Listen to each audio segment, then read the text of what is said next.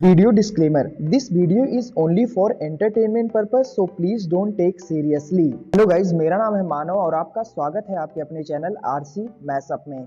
Guys, आज के इस वीडियो में हम देखने वाले हैं एक कमाल के मैशअप रिएक्शन को। अगर आपको ये मैशअप रिएक्शन की वीडियो पसंद आएगी तो वीडियो को लाइक और शेयर जरूर कर दीजिएगा और चैनल पे नए हैं तो चैनल को सब्सक्राइब जरूर कर लीजिएगा। Thank you. तो गाइज, आगे की बात हम वीडियो खत्म होने के बाद करते हैं, तो चलिए इस कमाल के मैशअप रिएक्शन की वीडियो की शुरुआत करते हैं। होप यू विल एंजॉय के लिए। लेकिन भारत ने इसका बदला, कहते हैं ना, एक बहुत अच्छी कहावत है साथियों, कि जब भी कोई आपकी तरफ, गांधी जी का एक कथन था, बहुत बड़ा फेमस कथन था, और कथन क्या था कि यदि कोई आपके गाल पर एक थप्पड़ मारे तो दूसरा गाल उसके आगे कर दो। इसको बहुत से लोगों ने अलग अलग तरीके से लिया। कुछ लोगों का कहना था यह आपकी कमजोरी की निशानी है। जी नहीं, अगर कोई आपके थप्पड़ मार रहा है और आप दूसरा गाल आगे कर रहे हैं, इसका अर्थ ये नहीं होता कि आप पिटने के लिए आगे कर रहे हैं। आप उसको ये एहसास दिला रहे हैं कि तुम गलत हो, और जब तुम गलत हो ना, तो ये दूसरा गाल भी हमने आगे इसलिए किया है कि तुम्हें शायद ये रियलाइज हो जाए कि इसके 2 थप्पड़ पड़ने के बाद भी ये शांत है, निश्चित ही ये मुझसे डर तो नहीं रहा है, क्योंकि अगर इसने एक बार भी हाथ उठा दिया तो मैं बचूंगा नहीं। आपको पता है, गांधी जी की अहिंसा को बहुत से लोग आज तक नहीं समझ पाए। उनमें से बहुत से लोग यही कहते हैं कि बापू ने भारतवासियों को कमजोर और निर्भीक बना दिया। अरे ऐसा नहीं है। जिन्होंने इस बात को समझ लिया, उन्होंने बापू को अपने साथ सम्मान में हर जगह टाक दिया। पता है क्यों? क्योंकि असल मायने में अहिंसा का पाठ उस व्यक्ति पर सिद्ध हुआ था जिसने ये बताया था कि अंग्रेजों, तुम मुट्ठी भर अंग्रेजों की मदद से हम लाखों करोड़ों भारतीयों पर राज कर रहे हो। हम केवल अपने हाथ में लाठी लेकर के आपको बस ये बताने का प्रयास कर रहे हैं कि आप अत्याचार कर लो, बस हमारी लाठी उठ गई तो बचोगे नहीं। हम सह लेंगे तुम्हारे पत्थर, क्योंकि हम तुम पर पहले से ही तरस खाकर चल रहे हैं। हम कमजोर नहीं हैं, बस तुम्हें यह एहसास करा रहे हैं कि सामने वाला व्यक्ति इतना सामर्थ्य वाला है कि चुपचाप तुम्हारी बात सुन रहा है, क्योंकि अगर इन्होंने एक बार पत्थर उठा लिया तो तुम्हारा नामो निशान मिट जाएगा। तभी तो भारत में जब आजादी के आंदोलन चले, जहां तहां भारतीय मत वाले जहां जहां चले, अंग्रेजों की हवा क्यों खराब हो जाती थी? भीड़ से अंग्रेज क्यों डरते थे? उन्हें लगता था कि अत्याचार तो हम कर रहे हैं, लेकिन ये जिस समय पलट कर वार कर दिए, बचेंगे नहीं। भारत ने कुछ ऐसा ही मैसेज इस समय दुनिया को फिर से दिया है कि तुमने हमारे खिलाफ जितना चाहे जहर उगला हो, लेकिन हमारा जेस्चर ये वाला है। हम लोग ये हैं, हम अपने द्वारा आपकी मदद के लिए हमेशा खड़े हैं। आप कुछ भी हो, भारत अफगानिस्तान की मदद के लिए अपने बजट में पैसे निकालता है। 200 करोड़ रुपए इस बार अलग से अफगानिस्तान की मदद के लिए निकाले हैं। जिस अफगानिस्तान में वो तालिबान है जिसने हमारा प्लेन हाईजैक किया था और हमसे आतंकी छुड़वाए थे, उन आतंकियों ने ना जाने कितने ही मासूमों की जान ली। अगेन कि बेटा तुम्हें हम माफ कर रहे हैं, क्या पता तुम्हें सद्बुद्धि आ जाए। और ये सन्मुति दे भगवान जो हमारा शब्द है ना, रघुपति राघव राजा राम, पतित पावन सीताराम, इसमें जो सबसे बड़ी बात है ना, वो ये है कि आपको सन्मति दे भगवान। क्योंकि ये अच्छी बुद्धि आने के लिए पहले ये एहसास होना जरूरी है कि सामने वाला डर के नहीं, अपने अंदर इंसानियत को जिंदा रखकर तुम्हारी कद्र कर रहा है।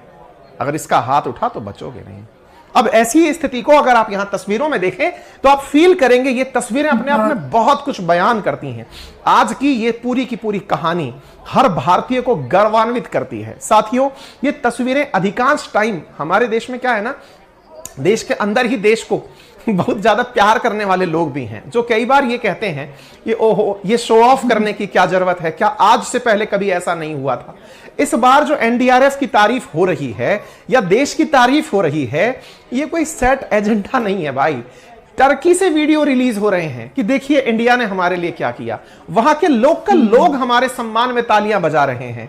ये प्लांटेड नहीं हो सकते। अजी साहब, और हमारे देश के अगर एनडीआरएफ के जवान, हमारे डॉक्टर्स, हमारी सेनाएं वहां जाकर मदद की हैं, और अगर हम उनकी तारीफ में अगर तालियां बजा भी दें, तो इसमें किसका हर्ज है भाई? क्या नुकसान है? ये तस्वीरें आपको दिख रही हैं, ये तस्वीरें आपको दिख रही हैं जिसमें एक बच्चा महिला ऑफिसर को सैल्यूट कर रहा है। दैट मीन्स आप मैसेज समझ पा रहे हैं, महिला ऑफिसर्स भी टर्की गई थी। और ये महिला ऑफिसर की ये वाली तस्वीर तो इतनी वायरल हो गई है जिसे देखकर लगता है कि शायद ये मैडम जल्दी ही किसी ना किसी पुरस्कार से सम्मानित की जाएंगी। इन्हें टर्की के अंदर एक महिला इन्हें प्यार करते हुए, दुलार करते हुए ब्लेसिंग्स दे रही हैं।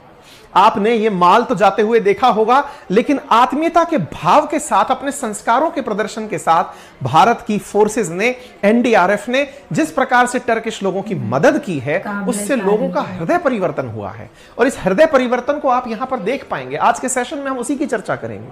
आज की न्यूज ही ये है कि टर्की ने, हमने जो मदद की, प्रधानमंत्री ने एनडीआरएफ की टीम के साथ मिलकर के उनके साथ बातें की हैं, उनसे चर्चाएं की हैं, और वो चर्चा इस समय पूरी तरह से वायरल है, पूरी तरह से मीडिया में छाई हुई है कि किस तरह से एनडीआरएफ की टीम ने अपने किस्से साझा किए। पूरे देशवासियों को पता चला कि हम लोग जब तिरंगे के साथ कहीं जाते हैं तो लोगों में किस तरह उम्मीद निकल कर आती है।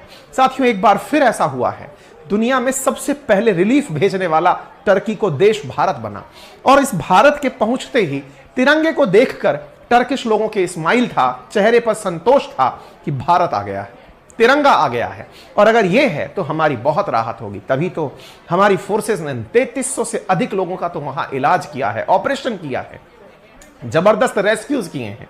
और तो और साथियों, भारत ने एक बार फिर रशिया यूक्रेन वॉर के बाद यह प्रूव कर दिया है। आपको याद होगा, रशिया यूक्रेन युद्ध जब शुरू हुआ था तो भारतीय झंडे को बस के ऊपर लगाने के बाद रशिया ने फायरिंग रोक दी थी, यूक्रेन ने फायरिंग रोक दी थी, और एक सेफ पैसेज बनकर बहुत सारे देश के लोग भारतीय झंडे की आड़ में वहां से बचकर बाहर निकले थे। क्योंकि जैसे ही भारत का नेशनल फ्लैग लहराया गया, शेलिंग रोक दी गई, यूक्रेन के अंदर एकदम रोक दिया गया बमबारी को कि नहीं, भारतीय निकल रहे हैं, इन्हें जाने दें।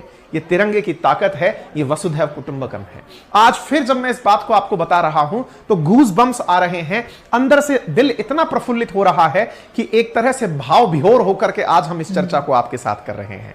निश्चित ही आप सबको भारतीय होने पर आज गर्व होगा। हम वो सारी बातें आपके साथ साझा करेंगे। चलिए आज के साथ आगे बढ़ें। आपको कुछ वीडियो दिखा देते हैं जो कि आपको संतोष प्रदान करने के लिए और आगे आने वाले सेशन में चीजों को कनेक्ट करने के लिए काफी काम करेंगे। आप ये जो तस्वीरें देख रहे हैं, ये टर्की के एक एयरपोर्ट की है जिसमें हमारी फोर्सेस आ रही हैं, और उन फोर्सेस को टर्किश लोग ताली बजा करके स्वागत कर रहे हैं। और ये जानकारी टर्की की एम्बेसी ने साझा की है कि भारतीयों का वहां पर ऐसे सम्मान किया गया जब वे छोड़कर, क्योंकि वहां रिलीफ खत्म हो चुका है, अब फोर्सेस वापस अपनी जगह लौट रही हैं। इससे पहले हम आगे बढ़ें, आपको कश्मीर के मुद्दे पर, क्योंकि सेशन की शुरुआत में कश्मीर था, इसलिए कुछ याद दिलाना चाहेंगे। कश्मीर में आतंक शुरू कैसे हुआ, यह हर किसी के मन की एक जिज्ञासा है। आज मैं आपको एक बुक रिकमेंड कर रहा हूं। कैसे कश्मीर, क्या शुरुआत से वहां पर इतना आतंक का प्रकोप था या बाद में हुआ, उसकी सारी कहानी आप इस किताब में जानेंगे। यह किताब है Kashmir, the beginning of terror. मैंने लिंक कमेंट बॉक्स में पिन किया है एक एप्लीकेशन का जिसका नाम है कुकू एफएम, जिस पर 10,000 से ज्यादा किताबें हैं सुनने के लिए। बहुत ही नॉमिनल कीमत पर आपके लिए उपलब्ध है, इतनी कम कीमत कि शायद बर्गर से भी कम आपको एक महीने का सब्सक्रिप्शन पड़े। मात्र 49 रुपीज पर मंथ में आप लोगों को 10,000 ऑडियो बुक सुनने के लिए अवेलेबल होती हैं।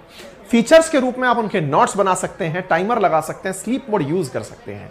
और इतना सब कुछ करने के लिए आपको याद रखना होता है मेरा रेफरल कोड अंकित50, जिसकी वजह से 99 रुपीज का पर मंथ का जो सब्सक्रिप्शन प्लान है वो पहले महीने आपको 49 रुपीज में प्राप्त होता है।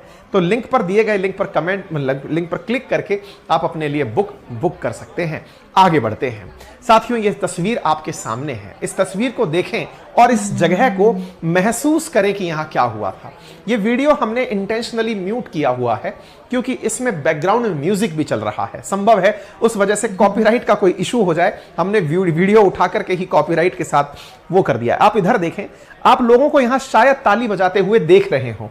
ये लोग कोई प्रोफेशनल वीडियो कैमरा के साथ नहीं हो रहा है, लोग भारतीय एनडीआरएफ के सामने तालियां बजा रहे हैं, क्लैपिंग्स कर रहे हैं और उन्हें एप्रिशिएट कर रहे हैं कि आपने बहुत अच्छा किया है।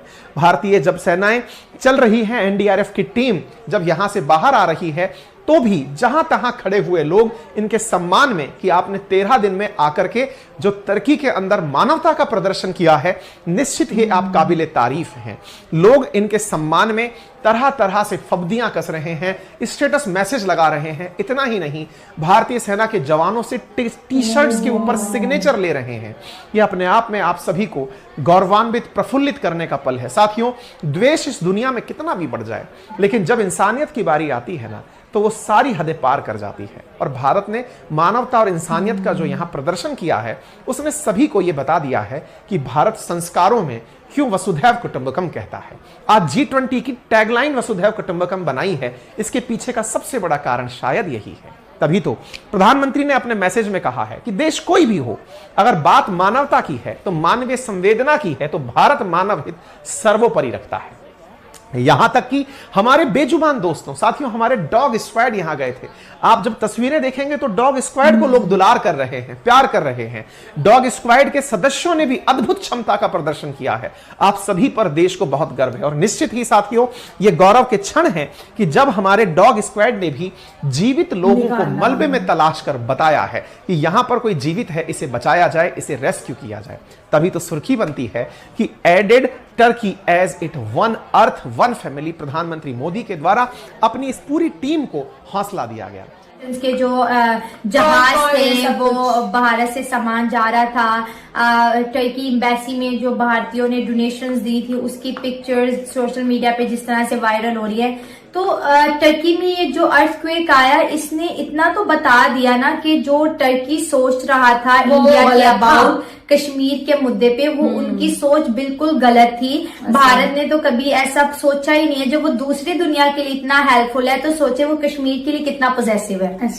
कश्मीरी इतने खुश है ना, यकीन माने अब पाकिस्तान का हर आमो खास, हर छोटा बड़ा जो कि इंटरनेशनल या फिर गाइज, आपको यह मैसअप रिएक्शन का वीडियो कैसा लगा? अपने थॉट को नीचे वीडियो के कमेंट में जरूर बताइएगा। वीडियो पसंद आई हो तो वीडियो को लाइक जरूर कर दीजिएगा। चैनल पे नए हैं तो चैनल को सब्सक्राइब जरूर कर लीजिएगा। तो थैंक यू, मिलते हैं नेक्स्ट वीडियो में।